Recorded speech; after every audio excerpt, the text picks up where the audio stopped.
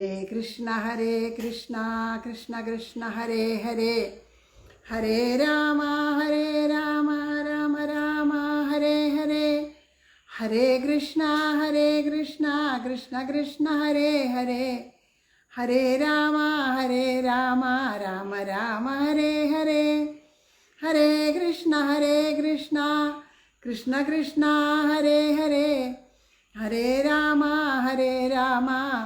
राम राम हरे हरे हरे कृष्णा कृष्ण कृष्ण हरे हरे हरे राम राम राम हरे हरे हरे कृष्णा कृष्ण कृष्ण हरे हरे हरे राम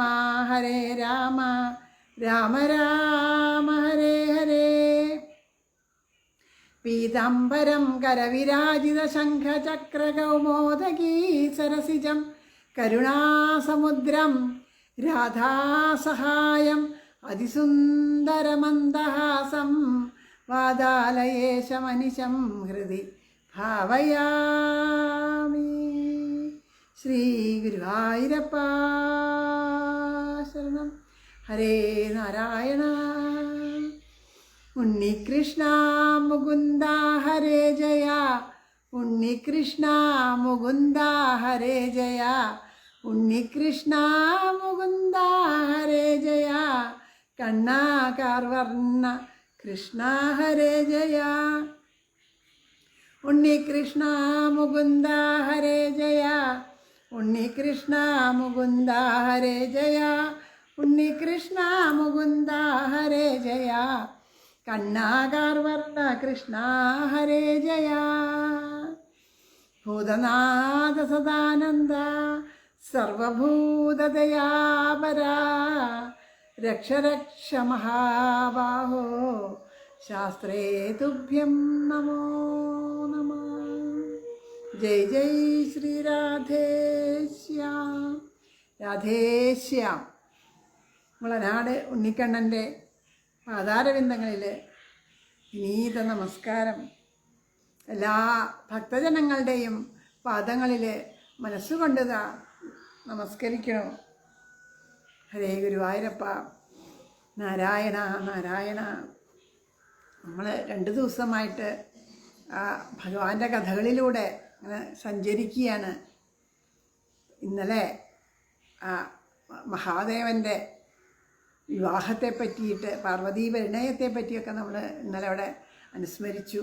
അതുകൂടാതെ കണ്ട് ആ മഹാദേവൻ തൻ്റെ ഭക്തിയെ ഭഗവാന് സമർപ്പിക്കാൻ വേണ്ടിയിട്ട് ഇതാ ഈ ത്രിമൂർത്തികളിൽ ഒരാളായിട്ടുള്ള മഹാദേവനാണ്, കൈലാസനാഥനാണ്, പരമേശ്വരനാണ് എന്നുള്ള എല്ലാം വിട്ടെറിഞ്ഞ് ഒരു സ്ത്രീയാവാനും മടിച്ചില്ല.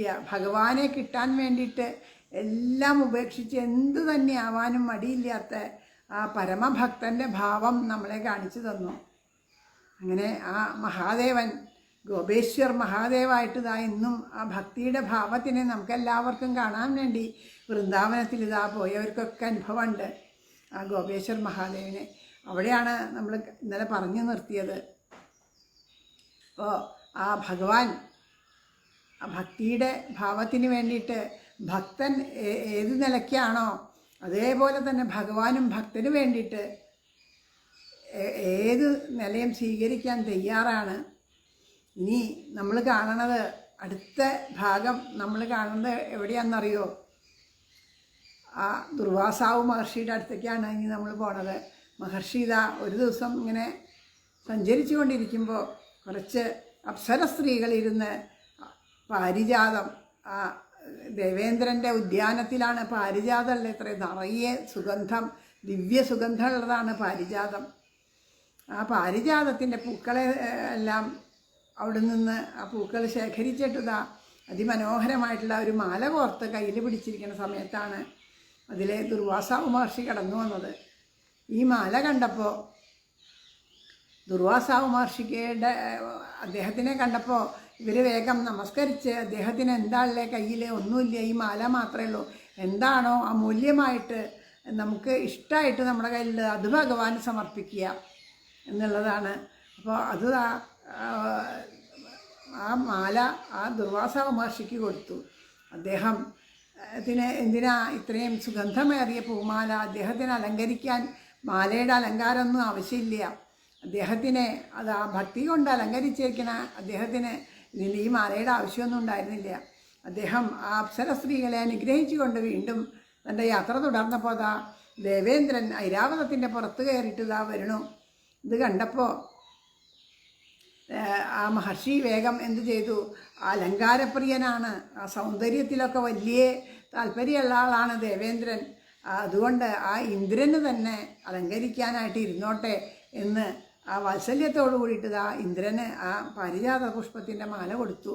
ഇന്ദ്രൻ വേഗം അത് വാങ്ങിക്കഴിഞ്ഞപ്പോൾ അത് എന്തു ചെയ്തു? ആനയുടെ മസ്തകത്തുമ്മലാണ് വച്ചത്. ആനയുടെ മസ്തകത്തിൽ വെച്ചിട്ട് ഇന്ദ്രൻ്റെ ആ തലമുടിക്കെട്ടെല്ലാം നല്ല ഭംഗിയിൽ കെട്ടിയിട്ട്, നല്ലോണം വൃത്തിയായിട്ട് കെട്ടിയിട്ട് നന്നായിട്ട് അലങ്കരിക്കണം. എന്നാലേ എല്ലാവർക്കും അത് കാണുമ്പോൾ തന്നെ എല്ലാവർക്കും എന്നോടൊരാകർഷണം ഉണ്ടാവണം എന്നുള്ള ശരീരബോധത്തോടു കൂടിയിട്ട് ആ മാല ആനയുടെ മസ്തകത്തിൽ വെച്ചു. ആ പുഷ്പത്തിൻ്റെ ഒരു ഗുണം പറഞ്ഞല്ലോ, നിറയെ ആ മധു നിറഞ്ഞതും സുഗന്ധം നിറഞ്ഞതുമാണ് പാരിജാത പുഷ്പം. അപ്പോൾ ഇത് തന്നെ വണ്ടുകളെ ധാരാളം അതിനെ ആകർഷിച്ചു.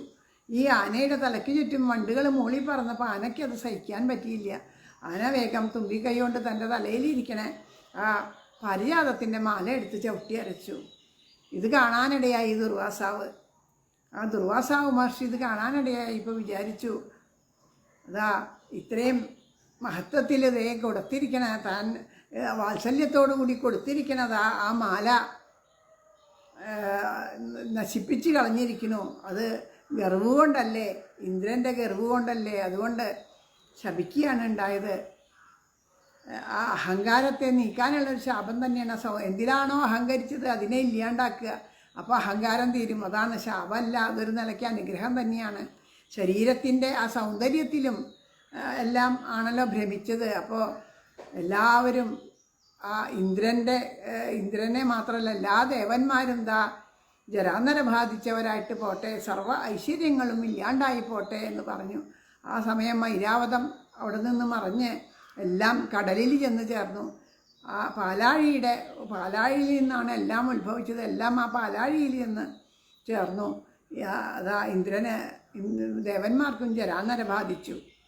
എന്താ ഇതുകൊണ്ട് നമുക്ക് മനസ്സിലാവണത്? നമ്മൾ അമ്പലത്തിലൊക്കെ പോയി കഴിഞ്ഞ് കഴിഞ്ഞാൽ നമുക്ക് ഭഗവാൻ അവിടെ നിന്ന് നമുക്കായിട്ട് തരുന്നുണ്ട് പ്രസാദം, അല്ലേ? അമ്പലത്തിൽ ചെന്ന് നമ്മൾ പ്രസാദം സ്വീകരിച്ചു കഴിഞ്ഞാൽ എത്ര പവിത്രമാണ് അത്. ആ ഭഗവാന്റെ ചൈതന്യം നിറഞ്ഞു നിൽക്കണ ആ വിഗ്രഹരൂപത്തിൽ ഭഗവാൻ നമ്മുടെ മുമ്പിൽ വിരാജിക്കുകയാണ്. ആ ഭഗവാനിൽ നിന്ന് ഓരോരുത്തരും മേശാന്തിമാരെ അമ്മയുടെ സ്ഥാനമാണെന്ന് പറയും. കാരണം ഒരു പുത്രന് ജന്മം നൽകണതാണ് അമ്മ. അപ്പോൾ തന്നെ ഉള്ളിലുള്ള പ്രാണനെ ആവാഹിച്ചിട്ട് ആ വിഗ്രഹത്തിന് ചൈതന്യം കൊടുക്കുകയാണ്. അപ്പോൾ അമ്മയുടെ സ്ഥാനമാണ് ഓരോ അമ്പലത്തിൽ ചെന്നാലും അവിടുത്തെ മേൽശാന്തിക്ക്. അപ്പോൾ അങ്ങനെയുള്ള ആ ചൈതന്യം നിറഞ്ഞ ആ ഭഗവാന്റെ പാദത്തിൽ നിന്നെടുത്തിട്ടുള്ള പ്രസാദം നമുക്ക് തരികയാണ്. ആ പ്രസാദം തരുമ്പോൾ നമ്മളതിനെ വേണ്ട വിധത്തിൽ ഉപയോഗിച്ചില്ല എന്നുണ്ടെങ്കിൽ എന്തുകൊണ്ടാണ് അല്ലേ ഒരു പ്രസാദം നെറ്റിയിൽ തൊടാൻ ഇത്രയും? ആ പ്രസാദം തൊടുമ്പോൾ ഭഗവാന്റെ പാദത്തിൽ നിന്ന് എടുത്ത പുഷ്പം, ഭഗവാന് ചാർത്തിയ ചന്ദനം, ഇതൊക്കെ നമ്മളുടെ ശരീരത്തിൽ എവിടെ എങ്ങനെ വന്നു ചേർന്നാലും അതെല്ലാം അലങ്കാരം തന്നെയാണ്, അതെല്ലാം സൗന്ദര്യം തന്നെയാണ്. അതിന് ഭക്തിയുടെ സൗന്ദര്യമാണുള്ളത്. ആ ശരീരത്തിൻ്റെ സൗന്ദര്യമല്ല നോക്കേണ്ടത്. കണ്ണാടിയൊക്കെ നോക്കിയിട്ട് തൊടാം, പൂവൊക്കെ നല്ല ഭംഗിയിൽ വയ്ക്കാം എന്ന് പറഞ്ഞ് നമ്മളിത് ഇങ്ങനെ കയ്യിൽ പിടിച്ചുകൊണ്ട് നടക്കുമ്പോൾ അതിനെ ഇതുപോലെ ഏതെങ്കിലും വിധത്തിൽ തട്ടിമറിഞ്ഞ് പോവുകയും ഒക്കെ ചെയ്തു കഴിഞ്ഞാൽ അത് അനർത്ഥമായിട്ട് തീരും. അതുകൊണ്ടാണ് പറയണത്, എന്ത് പ്രസാദം അമ്പലത്തിൽ നിന്ന് അവർക്ക് കൊടുക്കാം ഇവർക്ക് കൊടുക്കാം എന്നുള്ള മനസ്ഥിതിയോട് കൂടിയിട്ട് പോലും നമ്മൾ ചിലപ്പോൾ എടുത്തു വെച്ചു എന്ന് വരും. അത് കഴിഞ്ഞത് മറന്നു പോവുകയോ അത് ഏതെങ്കിലും വിധത്തിൽ നശിച്ചു പോവുകയോ ചെയ്യുമ്പോൾ അത് അറിയാതെ കണ്ട് നമ്മളുടെ കയ്യിൽ നിന്ന് പറ്റുന്ന ഒരു ശുദ്ധിയാണ്. ഭഗവാന്റെ പ്രസാദം എവിടെ വച്ച് കിട്ടിയാലും അത് അപ്പം തന്നെ സ്വീകരിക്കണം. നമ്മൾ സ്വീകരിച്ചതിൻ്റെ ബാക്കി നമുക്ക് വേണമെങ്കിൽ പൊതിഞ്ഞ് നല്ല വൃത്തി ഇതിൽ കളയാതെ കണ്ട് സൂക്ഷിച്ച് വയ്ക്കുക. അതപ്പോൾ നമ്മൾ സ്വീകരിക്കണം. അതിന് വേറെ ഒന്നും ചെയ്യരുത്. ഇവിടെ പുരി ജഗന്നാഥ ക്ഷേത്രത്തിലെ അവിടെ അന്നത്തിനാണ് അത്ര പ്രാധാന്യം. ഓരോന്നിനും ഓരോ പ്രാധാന്യമുണ്ട്. ഓരോ ദിക്കിൽ ചെല്ലുമ്പോഴും അവിടെ ഏറ്റവും ഭഗവാന്റെ പ്രസാദത്തിനാണ് പ്രാധാന്യം അത്രേ.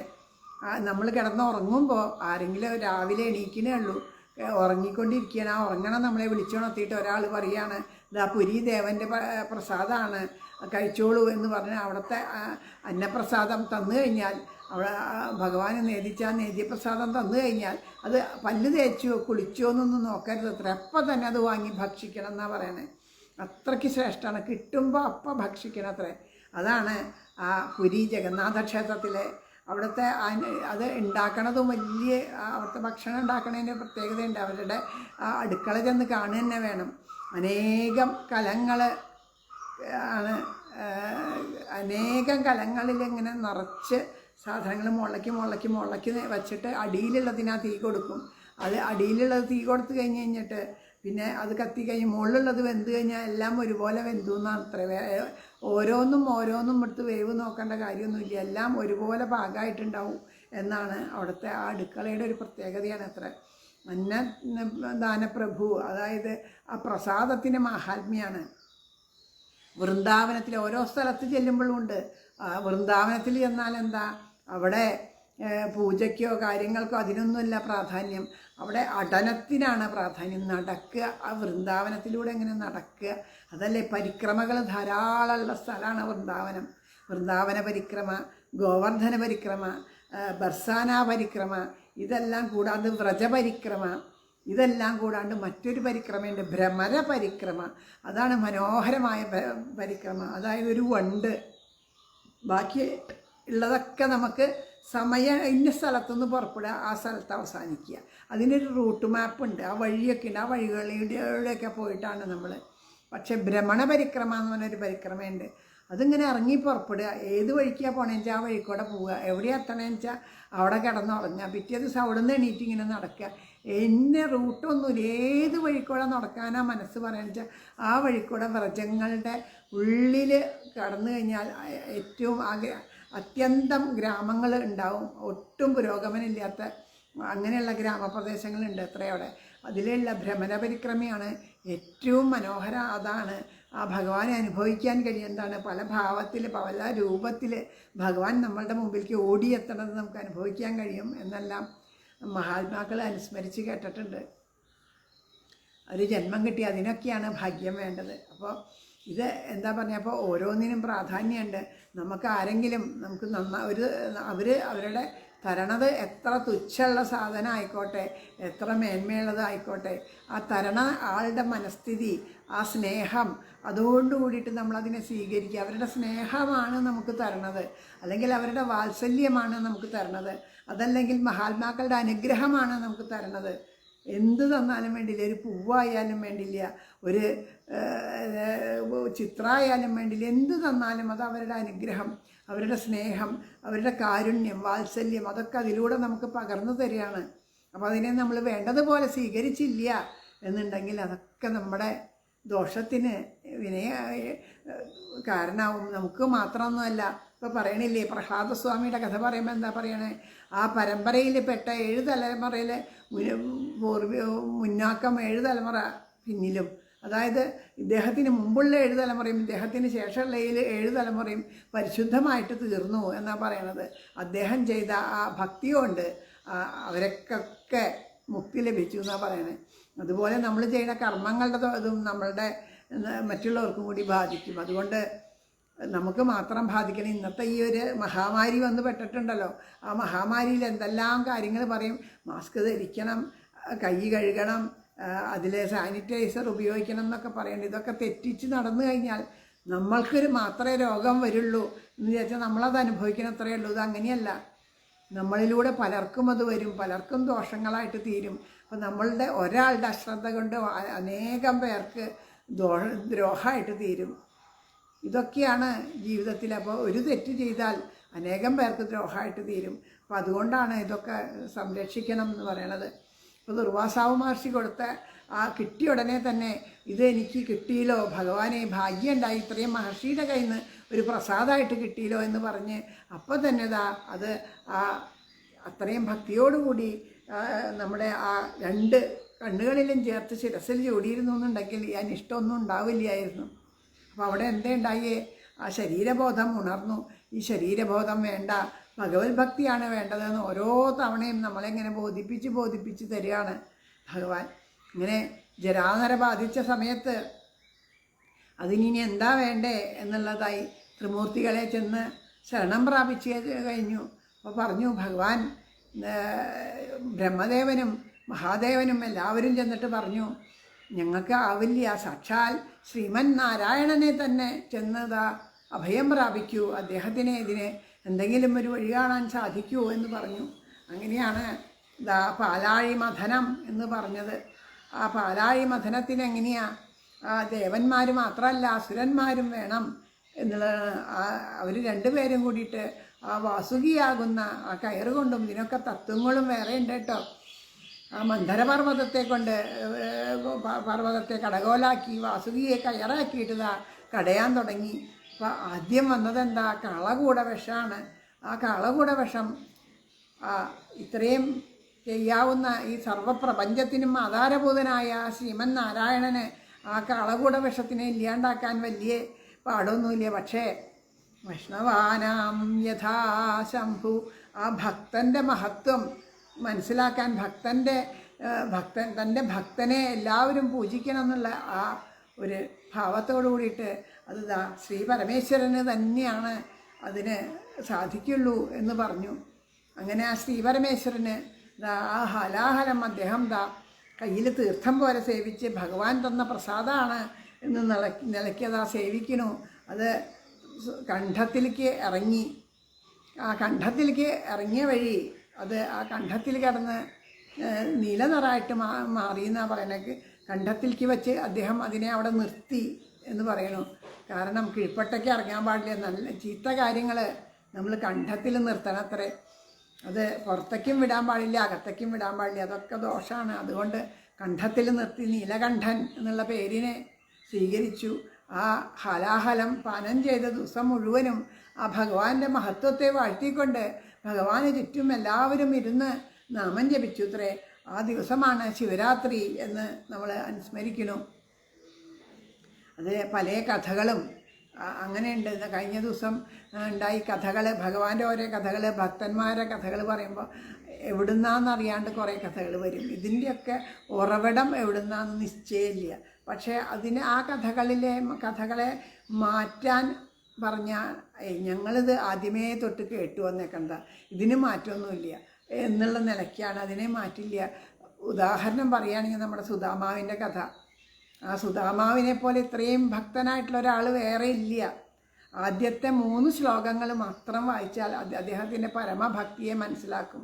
അദ്ദേഹം ഗൃഹം നോക്കിയില്ല, ഭാര്യയെ നോക്കിയില്ല, മക്കളെ നോക്കിയില്ല, ഏതു നേരം നാമം ജപിച്ചിരുന്നു എന്ന് പറഞ്ഞാൽ അദ്ദേഹത്തിനെ ഗൃഹാശ്രമി എന്ന് പറയാൻ സാധിക്കില്ല. അദ്ദേഹത്തിൻ്റെ എല്ലാം ഇന്ദ്രിയ നിഗ്രഹം വന്ന് ഇന്ദ്രിയത്തെ ജയിച്ച് ശാന്ത വിഗ്രഹനായി ഗൃഹസ്ഥാശ്രമിയായിട്ട് ഇരിക്കണ മഹാത്മാവാണ്.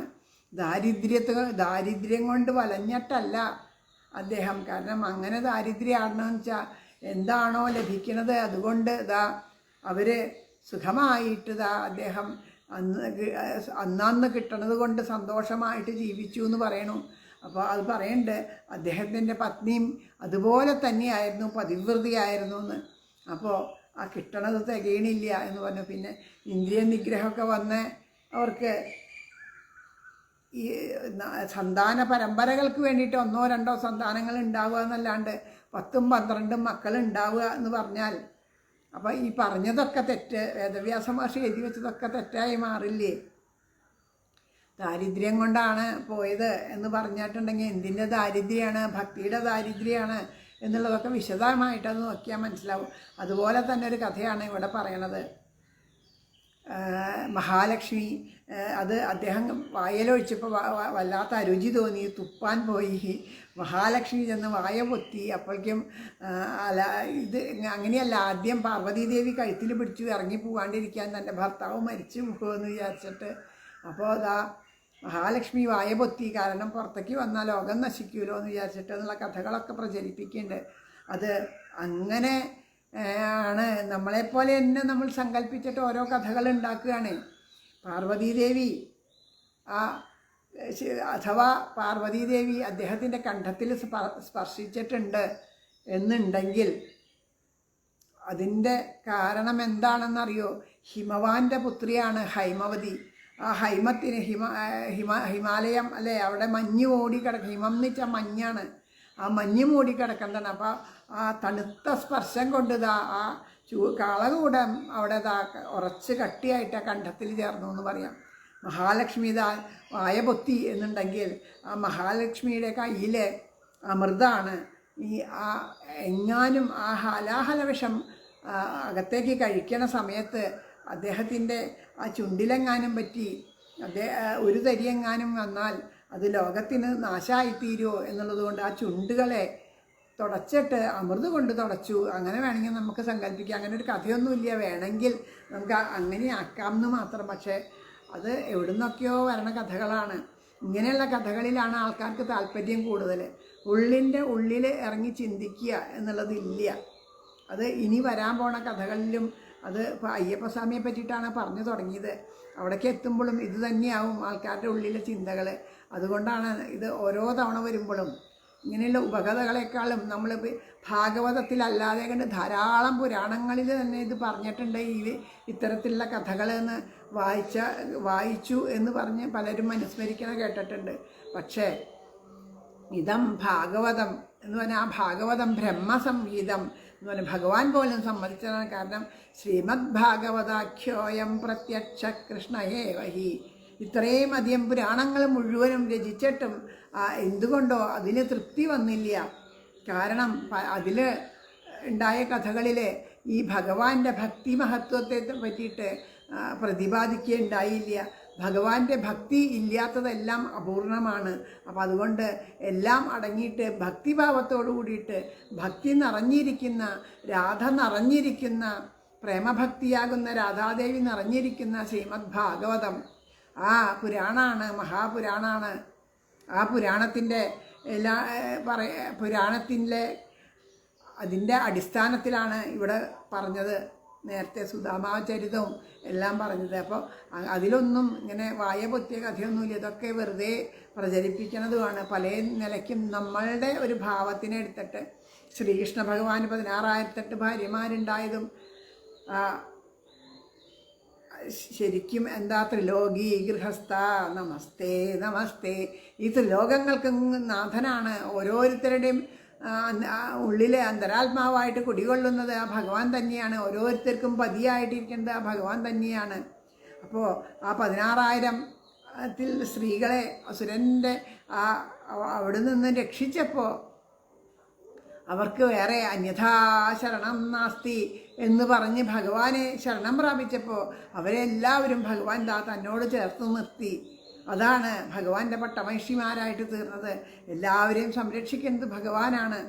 ഇത് സംശയം തോന്നിയിട്ടുള്ള കഥ പറയണ പോലെ നമ്മളുടെ ഉള്ളിലുള്ള സംശയത്തിനെ കഥയാക്കിയിട്ട് നാരദ മഹർഷി ഓരോരോ ഗൃഹത്തിലും ചെന്ന് നോക്കുമ്പോൾ അവിടെയെല്ലാം ഭഗവാനെ കണ്ടതായിട്ട് പറയുന്നുണ്ട്. അത് എന്താണ്?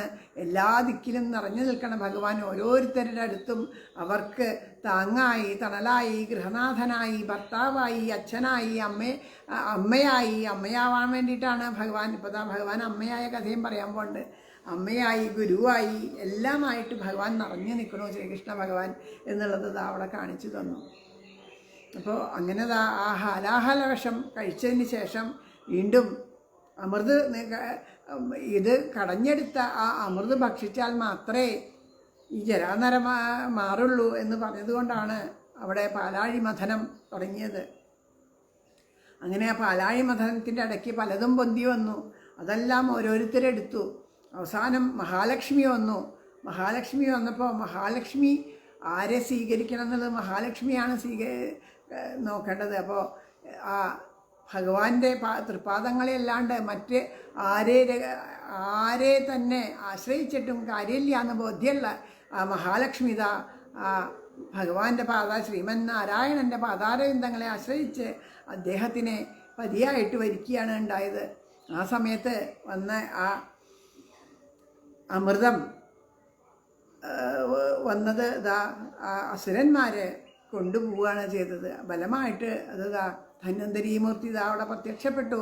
അദ്ദേഹത്തിൻ്റെ കയ്യിൽ നിന്ന് ഉണ്ടായിരുന്ന അമൃതകലശത്തെ അസുരന്മാർ എടുത്തപ്പോൾ ദേവന്മാർ ആകെ നിരാശരായി. ഇപ്പോൾ ആർക്കാണ് അമൃതത്തിൻ്റെ ആവശ്യമുള്ളത്? ദേവന്മാർക്കാണ് അമൃതം കൊണ്ട് ആവശ്യമുള്ളത്. അപ്പോൾ അത് ദേവന്മാർക്ക് നൽകുക തന്നെയാണ് വേണ്ടത്. അസുഖം ഉള്ള ആൾക്കല്ലേ മരുന്ന് നൽകേണ്ടത്, അല്ലേ? നമ്മളുടെ വീട്ടിൽ കുട്ടികളുണ്ട്, നല്ല രസമാണ്. രസായനങ്ങളൊക്കെ ഉണ്ട് ആയുർവേദത്തിലല്ലേ. ഈ രസായനം എപ്പോൾ കിട്ടിയാലും സേവിക്കാൻ നല്ല സുഖമാണ്. അപ്പോൾ അസുഖമില്ലാത്ത കുട്ടി പറയത് എനിക്ക് വേണം എന്ന് പറഞ്ഞ് വാശി പിടിക്കുമ്പോൾ എന്തെങ്കിലും സൂത്രമൊക്കെ പറഞ്ഞ് നിനക്ക് തരാം അങ്ങനെ ഇങ്ങനെ എന്ന് പറഞ്ഞ് സൂത്രമൊക്കെ പറഞ്ഞ് അത് വാങ്ങിക്കഴിഞ്ഞിട്ട് മറ്റേ ആൾക്ക് കൊടുക്കും. അതെന്തുകൊണ്ടാണ്? രോഗം മാറണമെങ്കിൽ ഈ മരുന്ന് കഴിക്കണം, അതിന് വേണ്ടിയിട്ടാണ് ആമത്ത്. അതുകൊണ്ടാണ് അതങ്ങനെ ചെയ്യണത്. രണ്ടുപേരെയും ഭേദം ഉണ്ടായി. ഒരു കുട്ടിയെ ഇഷ്ടമുണ്ട്, മറ്റേ കുട്ടിയെ ഇഷ്ടമില്ല എന്നുള്ളത് കൊണ്ടല്ല, അവനതിൻ്റെ ആവശ്യമില്ല. ഇപ്പോൾ ആർക്കാണോ ആവശ്യം അവർക്കാണ് കൊടുക്കേണ്ടത്. അതുകൊണ്ട് തന്നെ ഭഗവാൻ അതിമനോഹരമായ ആ മോഹിനി രൂപത്തിൽ ആ അസുരന്മാരുടെ മുമ്പിലെത്തി. അപ്പോൾ അവർ അവിടെ കയ്യിൽ നിന്ന് അമൃത് വാങ്ങി ദേവന്മാർക്ക് കൊടുക്കണോ.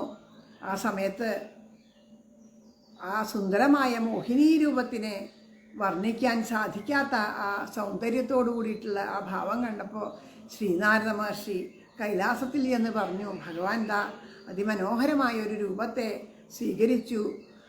അമൃത് തട്ടിക്കൊണ്ടുപോയ അസുരന്മാരുടെ കയ്യിൽ നിന്ന് അമൃതെല്ലാം വാങ്ങി ദേവന്മാർക്ക് നൽകി എന്ന് കേട്ടപ്പോൾ പരമേശ്വരൻ അത്ഭുതമായി. കാരണം ഇന്നേ വരെ ഭഗവാൻ സ്വീകരിച്ചിട്ടുള്ള യാതൊരു എല്ലാ അവതാരങ്ങളും അദ്ദേഹം കണ്ടിട്ടുള്ളതാണ്. അതാണല്ലോ ഏത് ഭാവത്തിനെ സ്വീകരിച്ചാലും അതൊക്കെ മഹാദേവൻ അറിയാവുന്നതാണ്, മഹാദേവൻ കണ്ടിട്ടുണ്ട്. പക്ഷേ ഇതൊന്നും മാത്രം മഹാദേവന് കാണാൻ സാധിച്ചില്ല. അത് എന്തുകൊണ്ടാണ് അങ്ങനെ വന്നത്? അപ്പോൾ അത് കാണണമെന്ന് നല്ല മോഹമായി. ഭഗവാന്റെ ഒരു ഭക്തന്മാർക്ക് ഭഗവാനെ ഏതേത് പ്രകാരത്തിൽ ഏതേത് വേഷത്തിൽ കണ്ടാലും അത് സന്തോഷം തന്നെയാണ്. അപ്പോൾ അത് കാണണം എന്നുള്ള ഇച്ഛയോട് കൂടിയിട്ട് കൈലാസത്തിൽ നിന്ന് പാർവതിയോടും ഗണപതിയോടും സുബ്രഹ്മണ്യനോടും ഭൂതഗണങ്ങളോടും എല്ലാവരോടും കൂടിയിട്ട് ഭഗവാന്റെ ആ തിരുമുമ്പിലേക്ക് എത്തി. അവിടെ ചെന്നു ഭഗവാനോട് ചോദിച്ചു, അല്ല ഭഗവാനെ, അവിടുന്ന് ഇത്ര സുന്ദരമായിട്ടുള്ളൊരു രൂപം സ്വീകരിച്ചതിനെ പറ്റിയൊക്കെ പറയുകയുണ്ടായി. അത് ഒന്ന് കണ്ടാൽ കൊള്ളാമെന്ന് ആഗ്രഹമുണ്ട് എന്ന് പറഞ്ഞപ്പോൾ ഭഗവാൻ പറയണു, അല്ല കേട്ടോ, അങ്ങനെ ഒരു രൂപം അത്ര ഭംഗി ഇതൊന്നുമില്ല. അത് ഞാൻ ആ അസുരന്മാരെ പറ്റിക്കാൻ വേണ്ടി വെറുതെ എടുത്ത് സ്വീകരിച്ചൊരു രൂപമാണ് എന്ന് പറഞ്ഞു. അസുരന്മാരെ പറ്റിക്കാൻ വേണ്ടിയിട്ട് ചെയ്തത് അതല്ല. എന്നാൽ ശ്രീനാരദരെ പറഞ്ഞു, അങ്ങയുടെ ആ രൂപത്തിൻ്റെ മഹത്വം എനിക്കത് കാണാണ്ട് വയ്യ എന്ന് പറഞ്ഞു. ആ ഒരു സമയത്ത് ശരി അങ്ങനെ ആവട്ടെ എന്ന് പറഞ്ഞിട്ട് ഭഗവാൻ ഇവിടെ ഇരിക്കൂ എന്ന് പറഞ്ഞ് ഒരു ഉദ്യാനത്തിൽ കൊണ്ടുവന്ന് ഇരുത്തുകയാണ് മഹാദേവനെ. ആ ഉദ്യാനം കണ്ടപ്പോൾ മഹാദേവന് അത്യത്ഭുതം തോന്നി. ആ എന്തെന്നറിയാത്ത ഒരു പ്രേമഭാവം ആ മഹാദേവൻ്റെ ഉള്ളിൽ നിറഞ്ഞു. ആ പ്രേമം നിറഞ്ഞ് ഒഴുകാറായി നിൽക്കുകയാണ്. അപ്പോൾ ഓർത്തു പണ്ടത്തെ ആ 2 തവണ ആ വള്ളിക്കുടിലിൽ വെച്ചിട്ട് ആ ശ്രീകൃഷ്ണ ഭഗവാനോടുകൂടി ചേർന്നിട്ടുള്ള 2 സമയങ്ങളും അദ്ദേഹത്തിന് ഓർമ്മയിൽ വന്നു. അതുപോലെ മനോഹരമായ ഉദ്യാനം, വള്ളിക്കുടിലുകൾ എല്ലാം അവിടെ ഉണ്ടല്ലോ എന്ന് വിചാരിച്ചിരിക്കുമ്പോൾ അവിടെ ഒരു പെൺകുട്ടി, അതിസുന്ദരിയായ ഒരു പെൺകുട്ടി ആ പന്തടിച്ച് കളിക്കുന്നു. ഒരിക്കലും ആ മനസ്സിന് ഒരു മായയും ബാധിക്കാത്ത ആ മഹാദേവന് ആ പെൺകുട്ടിയിൽ എന്തെന്നില്ലാത്ത ഒരു അനുരാഗം തോന്നി. ശരിക്കും ആ പെൺകുട്ടിയെ സ്വന്തമാക്കണം, ബാക്കിയെല്ലാം മറന്നു, സർവം മറന്നിട്ട് അത് മാത്രമായി ഒരു ചിന്ത. ആ പെൺകുട്ടിയുടെ കൂടെ അടുത്ത് ചെന്ന് ആ പെൺകുട്ടിയെ തൻ്റെ നെഞ്ഞോട് ചേർത്ത് പിടിച്ചു. ചേർത്ത് പിടിച്ച സമയത്ത് ചന്ദനത്തിൻ്റെ തുളസിയുടെയൊക്കെ ഗന്ധം അദ്ദേഹത്തിൻ്റെ മൂക്കിലേക്ക് ഇങ്ങനെ ചേർത്ത് പിടിച്ചതും അത് ആ ചന്ദനത്തിൻ്റെ ഗന്ധം, തുളസിയുടെ ഗന്ധം നിറഞ്ഞൊഴുകാൻ തുടങ്ങി. അപ്പോൾ അദ്ദേഹത്തിന് മനസ്സിലായി വള്ളിക്കുടിലിൽ വച്ച് അന്ന് ആ വൃന്ദാവനത്തിൽ വച്ചിട്ട് അനുഭവിച്ച അതേ സുഗന്ധം, ആ സച്ചിദാനന്ദ ഗന്ധത്തെയാണ് ഇപ്പോൾ അനുഭവിക്കുന്നത് എന്ന് മനസ്സിലായി. ആ സച്ചിദാനന്ദ ഗന്ധം അനുഭവിച്ചുകൊണ്ടതാ അദ്ദേഹം കണ്ണ് അതിനെ ആസ്വദിച്ചിങ്ങനെ നിൽക്കുമ്പോൾ അദ്ദേഹത്തിൻ്റെ ചെവിയിൽ ഭഗവാന്റെ ശബ്ദം, സുന്ദരേശ എന്നുള്ള ആ ശബ്ദം കേട്ടു. ആ കേട്ട് കണ്ണ് തുറന്നു നോക്കിയപ്പോൾ ദാ ശ്രീകൃഷ്ണ ഭഗവാനായിട്ട് മുന്നിൽ നിൽക്കണു, സാക്ഷാൽ ശ്രീകൃഷ്ണ ഭഗവാനായിട്ട്. അപ്പോൾ അദ്ദേഹത്തിൻ്റെ നെറ്റിയിലെ ഭസ്മവും ഇതെല്ലാം ഭഗവാന്റെ മാറിടത്തിന് അലങ്കാരമായിട്ട് രണ്ടുപേരും പരസ്പരം. അപ്പോൾ എന്തുണ്ടായത്? മായ ഭക്തൻ്റെ മുമ്പിൽ, ഏത് ഒരു മായയും ഭഗവാന്റെ മായ പോലും ഭക്തൻ്റെ മുമ്പിൽ ബാധിക്കില്ല എന്നാണ്. ആ ഭഗവാന്റെ മായ എന്താണ്? ആ മോഹിനി രൂപം. ആ മോഹിനി രൂപത്തിനെ പോലും ഭക്തനാകുന്ന ആ മഹാദേവൻ്റെ സ്പർശത്തോടുകൂടി ആ മായ മാഞ്ഞുപോയി. അവിടെ സാക്ഷാൽ ശ്രീകൃഷ്ണ സ്വരൂപത്തിനെ അവിടെ കാണാൻ പറ്റി, ഭഗവാന്റെ സ്വരൂപത്തിനെ അവിടെ കാണാൻ പറ്റി. അപ്പോൾ ആ ഒഴുകിയ ആ പരമപ്രേമം, അവിടെ ആ പ്രേമം തന്നെയാണ് മൂർത്തിഭാവം. ശരിക്കും തുടകീറി മഹാവിഷ്ണുവിൻ്റെ തുടകീറി കുട്ടിയെടുത്തു എന്നൊക്കെ പറയേണ്ടത് അതൊന്നുമല്ല. ഈ മഹാദേവനിൽ നിന്ന് ഭഗവാനിലേക്കും ഭഗവാനിൽ നിന്ന് മഹാദേവനിലേക്കും ഒഴുകിക്കൊണ്ടിരുന്ന ആ പരമപ്രേമം തന്നെ ഒരു മൂർത്തിഭാവം സ്വീകരിച്ചു. അതാണ് സാക്ഷാൽ ശ്രീധർമ്മശാസ്താവായിട്ട് ഇരുന്നത്. ആ കാരണം ധർമ്മത്തിന് പ്രേമം, ഈശ്വരപ്രേമത്തിൽ നിന്ന് മാത്രമേ ധർമ്മം ഉണ്ടാവുള്ളൂ. അപ്പോൾ അതുകൊണ്ട് തന്നെയാണ് ധർമ്മം അവിടെ ഉണ്ടായത്. അത് അവിടെ ധർമ്മശാസ്താവ് ജനിച്ച ഉടനെ തന്നെ വളർന്ന് ഒരു യുവാവായിട്ട് മാറി. ആ യുവാവ് നമസ്കരിച്ചുകൊണ്ട് ചോദിച്ചു, എന്താണ് നിങ്ങൾ അച്ഛനമ്മമാരെ നമസ്കരിച്ചു, അച്ഛൻ്റെയും അമ്മയുടെയും സ്ഥാനമാണല്ലോ. അപ്പോൾ നമസ്കരിച്ചുകൊണ്ട് ചോദിച്ചു, എന്താണ് ഞാൻ ചെയ്യേണ്ടത് എന്ന് ചോദിച്ചു. അത് ചോദിച്ച സമയത്ത് പറഞ്ഞു, ഇപ്പോൾ ഭൂമിയിൽ ചെന്നിട്ട് അവിടെയുള്ള ഭക്തന്മാരുടെ എല്ലാം ധർമ്മത്തിനെ സംരക്ഷിച്ചുകൊണ്ട് ഓരോരുത്തർക്കും കുലദൈവമായിട്ട് ഭജിക്കണവരുടെ കൂടെ ഇരുന്ന് അവരെ എല്ലാവരെയും അനുഗ്രഹിക്കൂ എന്ന് പറഞ്ഞ് പൂർണ്ണ പുഷ്കല എന്ന് പറഞ്ഞ രണ്ടുപേരെ വിവാഹം കഴിപ്പിച്ച് അയച്ച് ആ ഗൃഹസ്ഥനായിട്ട്, കാരണം ഗൃഹധർമ്മങ്ങളെയാണ് അവിടെ സംരക്ഷിക്കേണ്ടത്. അപ്പോൾ ഗൃഹസ്ഥനായിട്ടിരിക്കുന്ന ഒരാൾക്ക് മാത്രമേ ആ ഗൃഹധർമ്മങ്ങളെ പരിപൂർണമായിട്ട് അത് അനുഷ്ഠിക്കാൻ പറ്റുള്ളൂ, അതിനു വേണ്ടിയിട്ട് അവരെ പാലിക്കാൻ സാധിക്കുള്ളൂ. അതുകൊണ്ട് ധർമ്മശാസ്താവ് പത്നിമാരോട് കൂടിയിട്ട് ഭൂമിയിൽ വന്നിട്ട് പല പല ആരൊക്കെയാണോ ഭജിക്കുന്നത് അവരുടെ എല്ലാവരുടെയും കുലദൈവമായിട്ട്, ധർമ്മശാസ്താവ് കുലദൈവമായിട്ട് ധാരാളം പേരുണ്ട്. അങ്ങനെ ധർമ്മശാസ്താവായിട്ട് ഈ ഭൂമിയിൽ വസിച്ചു. അങ്ങനെ ഈ പന്തളം മഹാരാജാവിൻ്റെയും കുലദൈവം ശ്രീധർമ്മശാസ്താവ് തന്നെയാണ് അത്രേ. അങ്ങനെയാണ് ഈ ധർമ്മശാസ്താവ് പിന്നീട് മണികണ്ഠനായി തീർന്ന ആ കഥകൾ നമുക്ക് വീണ്ടും അടുത്ത ദിവസം അനുസ്മരിക്കാം. ഇപ്പോൾ തൽക്കാലം ഈ വാക്കുകൾ ഇവിടെ ഇവിടെ ആ സാക്ഷാൽ ഉണ്ണിക്കണ്ണൻ്റെ മുമ്പിൽ, ഉളനാട് ഉണ്ണിക്കണ്ണൻ്റെ മുമ്പിൽ സമർപ്പിക്കാം. എല്ലാവരും ഭക്തിയോട് കൂടിയിട്ട് നാമം ജപിച്ച് ഭഗവാൻ സമർപ്പിക്കാം. ഇന്ന് വേഗം നിർത്തണത് എന്താണെന്ന് വിചാരിച്ചാൽ എനിക്കൊരബദ്ധം പറ്റിയത് എന്താ വെച്ചാൽ ഇപ്പോൾ ഇതിൽ വന്നു ബാറ്ററി തീരാറായി എന്ന്. അപ്പോൾ ഇത് നിന്ന് പോയി കഴിഞ്ഞാൽ പിന്നെ ബുദ്ധിമുട്ടായി. അതുകൊണ്ട് അത് നിൽക്കണേക്കാളും മുമ്പ് നമ്മൾ ആ സ്വരം നന്നാവുമ്പോൾ പാട്ട് നിർത്തുക എന്നുള്ളതാണ്. എല്ലാവരും ക്ഷമിക്കണം. കുറച്ച് ഭാഗം കൂടി പറയണമെന്നുണ്ടായിരുന്നു. അടുത്ത ദിവസം നമുക്ക് അനുസ്മരിക്കാം. അപ്പം നമുക്ക് നാമം ജപിച്ചിട്ട് ഇവിടെ സമർപ്പിക്കാം. ഹരേ രാമ രാമ രാമ ഹരേ ഹരേ, ഹരേ കൃഷ്ണ കൃഷ്ണ കൃഷ്ണ ഹരേ ഹരേ, ഹരേ രാമ രാമ രാമ ഹരേ ഹരേ, ഹരേ കൃഷ്ണ കൃഷ്ണ കൃഷ്ണ ഹരേ ഹരേ, ഹരേ രാമ രാമ രാമ ഹരേ ഹരേ, ഹരേ കൃഷ്ണ കൃഷ്ണ കൃഷ്ണ ഹരേ ഹരേ. ഭൂതനാഥ സദാനന്ദ സർവഭൂതദയാപര, രക്ഷ മഹാബാഹോ, ശാസ്ത്രേ തുഭ്യം നമോ നമഃ. ഹര നമ പാർവതീപതയേ, ഹര ഹര മഹാദേവ. ജയ് ജയ് ശ്രീരാധേശ്യാം.